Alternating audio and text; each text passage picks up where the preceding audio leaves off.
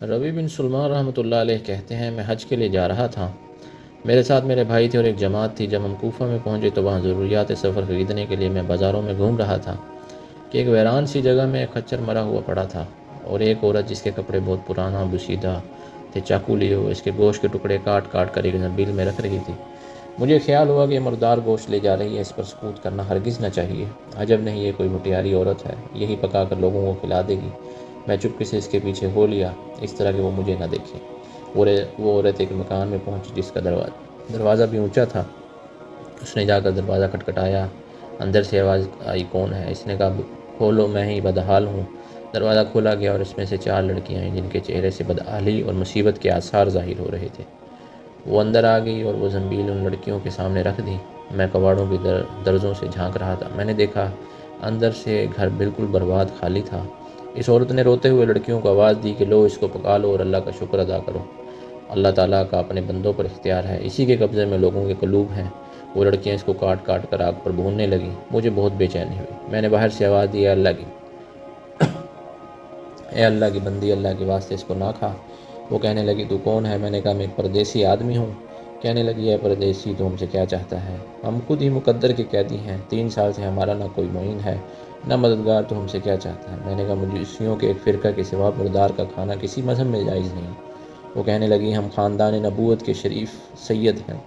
ان لڑکیوں کا باپ بڑا شریف تھا، وہ اپنے ہی جیسوں سے ان کا نکاح کرنا چاہتا تھا، اس کی نوبت نہ آئی۔ اس کا انتقال ہو گیا، جو ترکہ اس نے چھوڑا تھا وہ ختم ہو گیا۔ ہمیں معلوم ہے کہ مردار کھانا جائز نہیں، لیکن استرار میں جائز ہو جاتا ہے۔ ہمارا 4 دن کا فاقہ ہے۔ ربی کہتے ہیں، اس کے حالات سن کر مجھے رونا آ گیا اور میں روتا ہوا دل بے چین وہاں سے واپس ہوا اور میں نے اپنے بھائی سے آ کر کہا، میرا ارادہ تو حج کا نہیں رہا۔ اس نے مجھے بہت سمجھایا، حج کے فضائل بتائے کہ حاجی ایسی حالت میں لوٹتا ہے کہ اس پر کوئی گناہ نہیں رہتا، وغیرہ وغیرہ۔ میں نے کہا، بس لمبی چوڑی باتیں نہ کرو۔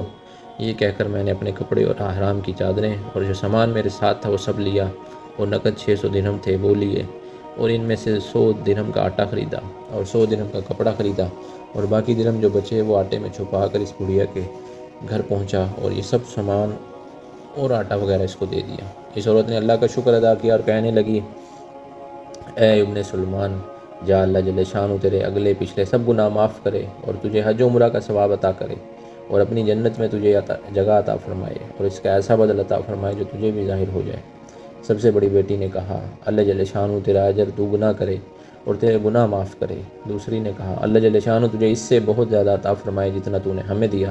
تیسری نے کہا، حق تعالیٰ شانہ ہمارے نانے کے ساتھ تیرا حشر کرے۔ چوتھی نے، جو سب سے چھوٹی تھی، اے اللہ، جس نے ہم پہ احسان کیا تو اس کا نعم البدل اس کو جلدی عطا کر اور اس کے اگلے پچھلے گناہ معاف کر۔ ربی کہتے ہیں، حج کا قافلہ روانہ ہو گیا۔ میں کوفہ ہی مجبوراً پڑا رہا کہ وہ سب حج سے فارغ ہو کر لوٹ بھی آئے۔ مجھے خیال ہوا ان حجاج کا استقبال کروں، ان سے اپنے لیے دعا کراؤں، کسی کی مقبول دعا مجھے بھی لگ جائے۔ جب حجاج کا ایک قافلہ میری آنکھوں کے سامنے آ گیا تو مجھے اپنے حج سے محرومی پر بہت افسوس ہوا اور رنج کی وجہ سے میرے آنسو نکل آئے۔ جب میں نے ان سے ملا تو میں نے کہا، اللہ جل شانہ تمہارا حج قبول کرے اور تمہارے اخراجات کا بدل عطا فرمائے۔ ان میں سے ایک نے کہا، یہ دعا کیسی؟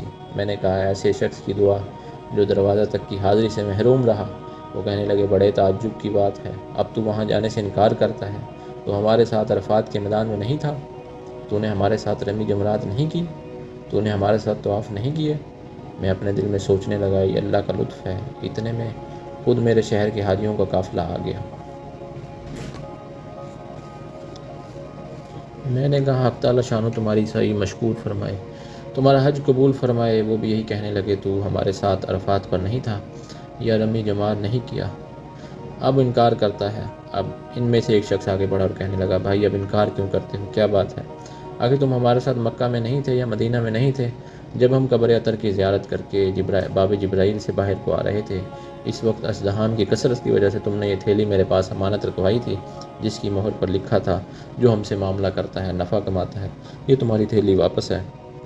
کبھی کہتے ہیں، واللہ میں نے اس تھیلی کو کبھی اس سے پہلے دیکھا بھی نہ تھا۔ اس کو لے کر گھر واپس آیا، عشاء کی نماز پڑھی، اپنا وظیفہ پورا کیا۔ اس کے بعد اسی سوچ میں جاگتا رہا کہ آخر یہ قصہ کیا ہے۔ اس میں میری آنکھ لگ گئی تو میں نے حضور اقدس صلی اللہ علیہ وسلم کی خواب میں زیارت کی۔ میں نے حضور اقدس صلی اللہ علیہ وسلم کو سلام کیا اور ہاتھ چومے۔ حضور صلی اللہ علیہ وسلم نے تبسم فرماتے ہوئے سلام کا جواب دیا اور ارشاد فرمایا، اے ربی، آخر ہم کتنے گواہ اس پر قائم کریں کہ تو نے حج کیا ہے، تو مانتا ہی نہیں۔ سن بات یہ ہے کہ جب تو نے اس عورت پر جو میری اولاد تھی صدقہ کیا اور اپنا زاد رائے سار کر کے اپنا حج ملتوی کر دیا تو میں نے اللہ جل شانہ سے دعا کی وہ اس کا نعم البدل تجھے عطا فرمائے۔ تو حق تعالیٰ نے ایک فرشتہ تیری صورت کا بنا کر اس کو حکم فرما دیا کہ وہ قیامت تک ہر سال تیری طرف سے حج کیا کرے، اور دنیا میں تجھے یہ عوض دیا کہ 600 درہم کے بدل 600 دینار شرفیاں عطا کی۔ تو خوش رہ اور اپنی آنکھ ٹھنڈی رکھ۔ اس کے بعد حضرت صلی اللہ علیہ وسلم نے وہی الفاظ ارشاد فرمائے۔ ربی کہتے ہیں جب میں سو کر اٹھا تو اس تھیلی کو کھولا، اس میں 600 شرفیاں موجود تھی۔